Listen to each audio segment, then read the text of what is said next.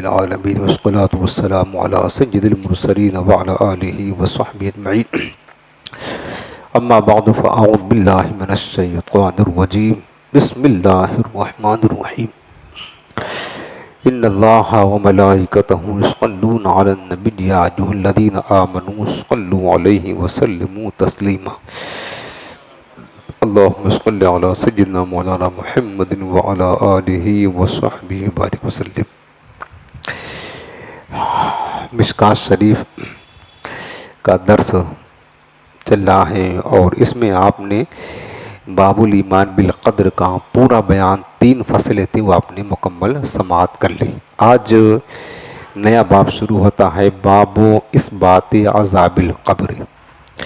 یہ باب ہے عذاب قبر کے ثبوت کے بیان میں، پہلی فصل۔ یعنی اس باب میں صاحب کتاب نے وہ حدیثیں ذکر کی ہیں جن حدیثوں میں یہ بات بتائی گئی ہے کہ قبر کا عذاب برحق ہے، چونکہ دور قدیم میں ایک فرقہ گزرا ہے، فرقہ معتزلہ۔ معتزلہ فرقہ اس کو کہتے ہیں جس کے بہت سارے غلط نظریات تھے جو قرآن سنت کے مخالف تھے۔ ان میں سے ایک نظریہ اس کا یہ بھی تھا معتزلہ کا کہ وہ عذاب قبر کا انکار کرتے ہیں، معتزلہ عذاب قبر کو مانتے نہیں۔ تو اس باب میں وہ حدیثیں ذکر کیا ہے صاحب کتاب نے کہ عذاب قبر جو ہے نا یہ برحق ہے اور یہ ہوگا، اس بارے میں قرآن کی آیتیں بھی شاہد ہیں اور حدیث پاک بھی شاہد ہے۔ سب سے پہلے یہ دیکھ لیں کہ عذاب قبر جو ہم بار بار کہتے ہیں تو قبر سے مراد وہ گڑھا جو ہم کھود کر کے مردے کو دفن کرتے وہ نہیں ہے، یاد رکھنا، بلکہ دیکھیں 2 چیز ہے۔ ایک ہوتا ہے دنیا سے جب بندہ ختم ہو جاتا ہے، مر جاتا ہے، تو مرنے کے بعد سے لے کر کے قیامت میں اٹھنے تک یہ جو مرحلہ ہے، اگر بندے کو قبر میں دفن کر دیا تو کہتے ہیں قبر میں گیا، اور اگر کسی کو جلا دیا گیا تو اس کی قبر ہی نہیں بنی تو کہاں جائے گا؟ کسی کو درندے نے کھا لیا، سمندر میں ڈوب گیا، مچھلیاں کھا گئے اس کا ریزہ رضا کر کے، تو اس کی تو قبر نہیں بنی۔ تو عذاب قبر جو بولا گیا یہاں سے مراد ہے عذاب برزخ، موت سے لے کر کے قیامت کے دن اٹھنے تک یہ جو پیریڈ ہے، یہ جو وقت ہے، اس کو کہتے ہیں عالم برزخ۔ سمجھ رہے ہیں؟ یہ تو ہم جس میں جی رہے ہیں تو عالم دنیا ہے، اور مرنے کے بعد سے لے کر قبر وہ قیامت کے دن اٹھنے تک یہ جو عالم ہے اسی کو کہتے ہیں برزخ، اور ہم اسی کو قبر سے تعبیر کرتے ہیں۔ اگرچہ کسی کو قبر میں دفن کیا جائے نہ کیا جائے، لیکن برزخ کا جو عذاب و ثواب ہے بہرحال اس کو ملے گا۔ درندے نے کھا لیا تو بھی ملے گا، اس کو جلا کر کے راکھ کر دیا تو بھی برزخ کا جو عذاب ہے، اگرچہ قبر اس کو نہیں ملی تو بھی ہم کہہ سکتے ہیں عذاب قبر وہ پائے گا اگر گنہگار ہے، اور نیکوکار ہے تو ثواب قبر اس کو ملے گا۔ تو اس کو کہتے ہیں کہ برزخ۔ لہٰذا یہ جان لیں کہ عذاب قبر کا جو ثبوت ہے، یعنی برزخ، جب ہم عذاب قبر بولیں گے تو آپ سمجھ جانا کہ عذاب برزخ ہم بات کر رہے ہیں۔ عذاب قبر کا ثبوت بہت سی آیتوں سے بھی ہیں اور حدیث پاک سے بھی ہے، جیسا کہ اللہ رب العالمین نے فرمایا کہ 13واں پارے میں یثبت اللہ الذین آمنوا بالقول الثابت، یہ آگے انشاءاللہ یہ حدیث میں آ رہا ہے۔ ایک چیز اور دیکھ لیں کہ قبر میں جو سوال ہوتا ہے آپ سنتے ہیں، اس کا بھی ذکر اس میں آگے حدیث میں آ رہا ہے۔ قبر میں جو سوال ہوگا وہ صرف ایمان کا سوال ہوگا، عمل کا نہیں ہوگا۔ قبر میں جو سوال ہوگے، آپ 3 سوال مشہور سنتے ہیں اور آگے حدیث بھی آ رہا ہے، من ربک ما دینک ما کنت تقول فی حق ھذا الرجل، حضور کے بارے میں، دین کے بارے میں اور رب کے بارے میں پوچھا جائے گا، اور یہ سب تینوں سوالوں کا تعلق کس سے ہے؟ ایمان سے ہے، عقیدہ سے ہے۔ قبر میں جو سوال ہوگا، حساب ہوگا، وہ عمل کا نہیں ہوگا، صرف ایمان کا ہوگا۔ حشر کے دن محشر کے میدان میں ایمان کا بھی حساب ہوگا اور عمل کا بھی حساب ہوگا، یاد رکھنا۔ وہاں تو باقاعدہ میزان عمل لگیں گے، میزان عمل میں جو تولا جائے گا وہاں ایمان نہیں تولا جائے گا، عمل ہی تولا جائے گا۔ ایمان والا ہوگا تو ہی جا کر کے اس کا میزان لگے گا، اچھا برا عمل کیا، اور اگر ایمان ہی نہیں ہے تو اس کو تو ڈائریکٹ جہنم کا راستہ دکھا دیا جائے گا، ڈائریکٹ جہنم کا راستہ۔ جو میزان لگے گا تو کس کے لیے لگے گا؟ جو بندہ مسلمان ہو، اچھائی اور برائی کیا ہے دونوں، اس کے لیے میزان عمل قائم ہوگا۔ وہ جانچنے کے لیے کتنا اچھا عمل ہے، کتنا برا عمل ہے۔ تو میدان محشر میں جو ہے ایمان اور عمل دونوں کا حساب ہوگا۔ اب وہ یہ جو قبر کا امتحان ہوگا، قبر کا سوال کہہ لیں چاہے قبر کا حساب کہہ لیں، تو قبر کا حساب صرف اس امت کے ساتھ خاص ہے۔ پچھلی امتوں میں سوالات قبر نہیں ہوا کرتے تھے، یہ بات شاید آپ نے پہلے جانی ہو نہ جانتے ہو۔ جو سوال ہوتا ہے نا مَن ربک کا، تو یہ صرف ہمارے آقا علیہ السلام کی امت سے سلسلہ جاری ہوا۔ پچھلی امتوں کے جو مرتے تھے اور قبر میں دفن ہوتے تھے ان سے سوال نہیں ہوتا تھا، نہ ان سے ان کی قبر میں ان کے نبی کی پہچان کروائی جاتی تھی۔ آج تو ہماری قبر میں پہچان کروائی جاتی تھی، بتاؤ اس کو جانتے ہو جس کا کلمہ پڑھتے تھے؟ پہچان اگر پہچان لے گا بندہ تب تو وہ جنت میں جائے گا۔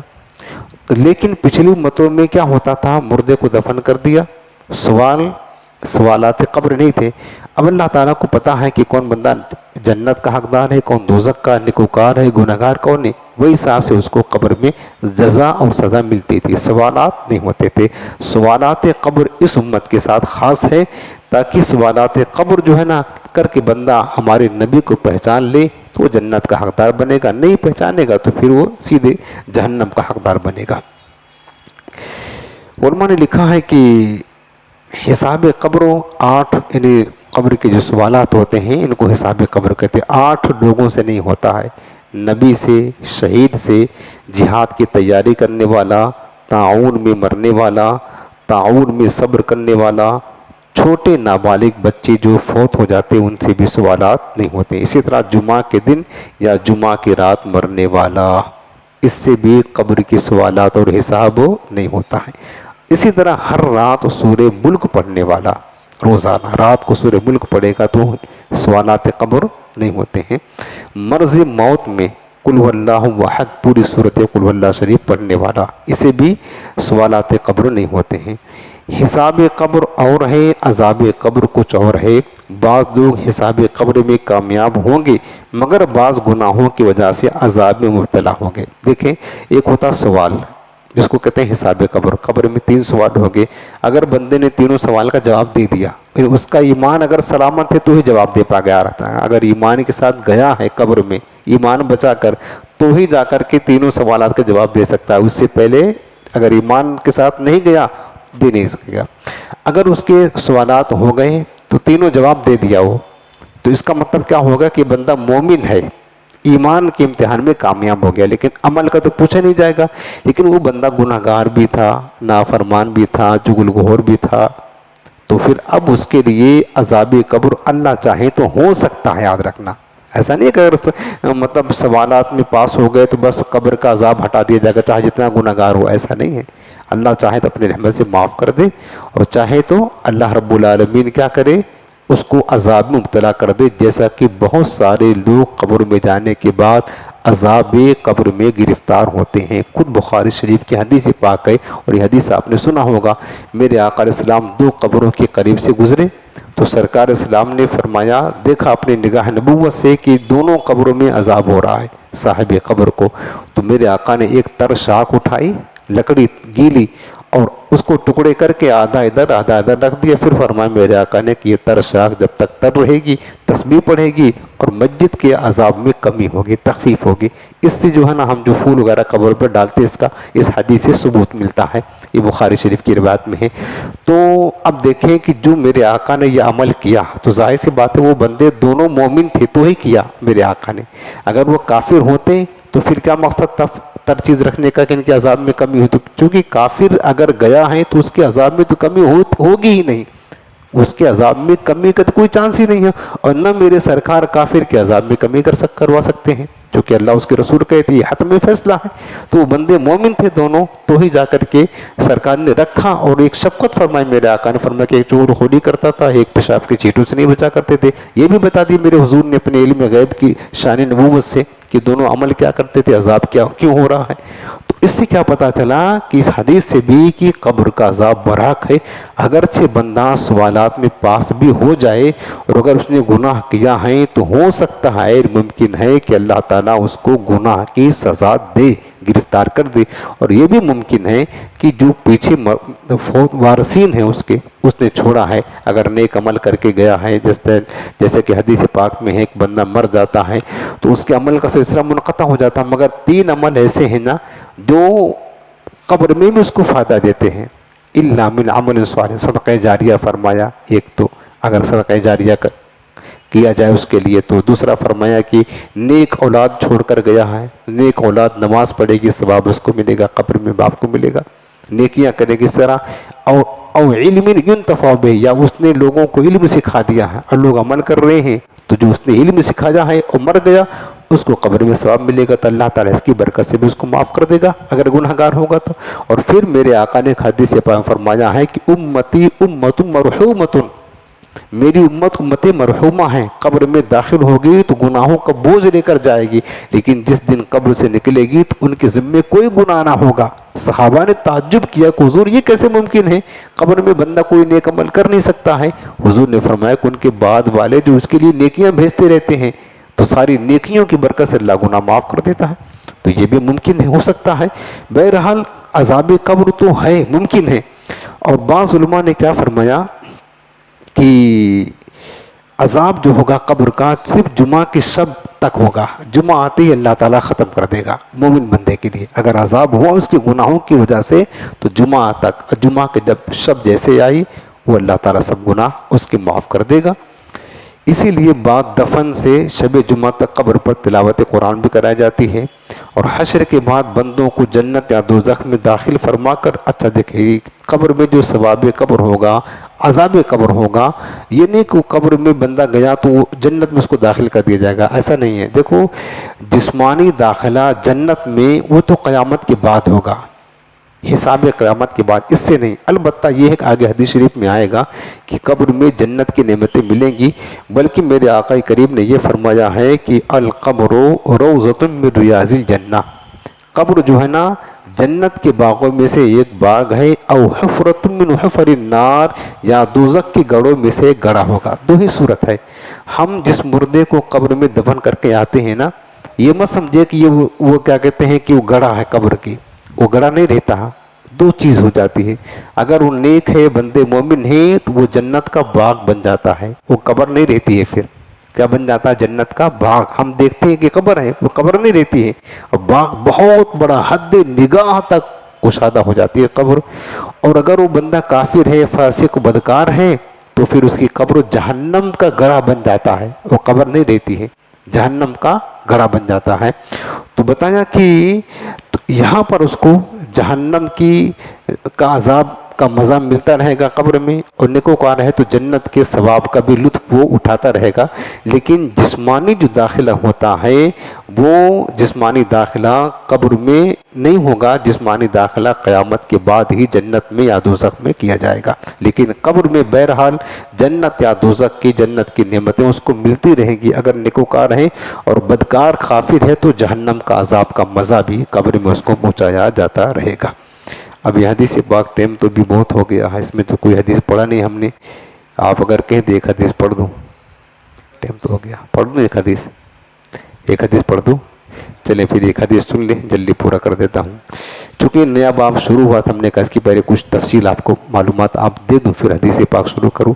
یہ حدیث پاک حضرت براء بن عازب رضی اللہ عنہ سے روایت ہے، وہ کہتے ہیں کہ حضور نبی کریم صلی اللہ علیہ وسلم فرماتے ہیں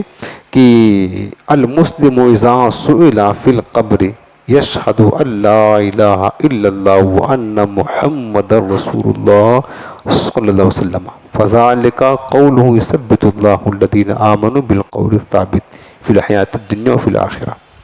میرے آقا فرماتے ہیں کہ مسلم بندے کو، یعنی مسلمان کو جب قبر میں رکھا جاتا ہے اور پھر اس سے سوالات ہوتے ہیں تو وہ گواہی دیتا ہے کہ اللہ کے سوا کوئی معبود نہیں اور محمد صلی اللہ علیہ وسلم اللہ کے رسول ہیں، وہ اس بات کی کیا کرتا ہے؟ گواہی دیتا ہے۔ تو پھر میرے حضور فرماتے ہیں کہ فذالک قولہ،